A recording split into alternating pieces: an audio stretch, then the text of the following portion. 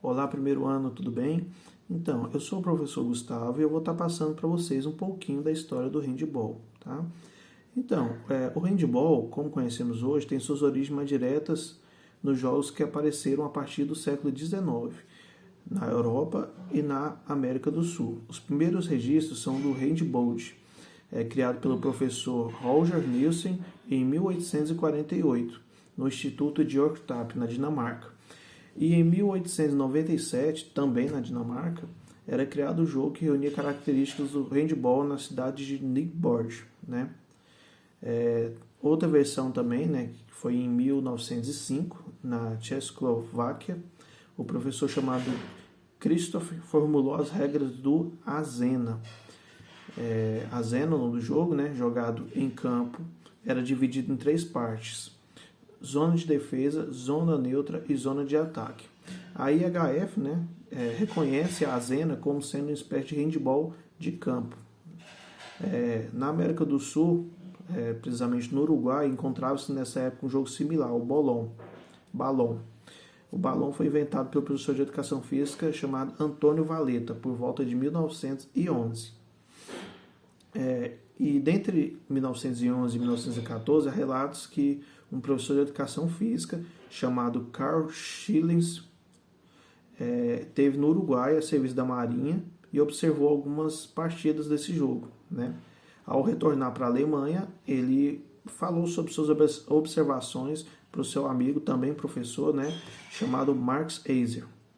Marx foi responsável por desenvolver o jogo, né, ao ar livre para mulheres operárias de uma fábrica Siemens, né? E em 1917 elaborou as primeiras regras oficiais do handball para mulheres.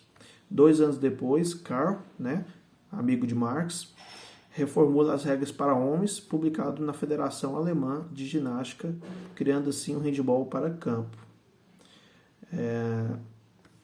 Então, o handball ele foi criado pelo Karl Schillings, né, foi reconhecido como criador, no ano de 1919. E essa modalidade esportiva ela apresenta como aspecto um jogo com as mãos, e as partidas podem ser disputadas em quadras ou em campos de areia. O handball ele funciona da seguinte forma: são 2 equipes com 7 atletas cada, né, sendo 6 jogadores de linha e um atacante disputam a bola. O objetivo é fazer o maior número de gols possíveis. Os atletas podem caminhar ou correr com a bola. No entanto, a cada 3 passos é necessário quicar a bola no chão. O jogo é dividido em 2 tempos de 30 minutos e o intervalo entre esses tempos são de 10 minutos. Como todo esporte, né, tem uma punição. Se o jogador recebe uma punição do juiz, dependendo da infração que ele cometer. O cartão amarelo, o atleta pode receber 2 por partida, até 2. O cartão vermelho, o jogador que recebe esse cartão é expulso da partida. E tem a punição de 2 minutos, que é uma advertência no qual penaliza o jogador pela falta e ele deve ficar fora da partida por 2 minutos, né? Os fundamentos do handball é a empunhadura, né, que o jogador ele deve segurar a bola com a palma da mão e com as pontas dos dedos pressionados nelas.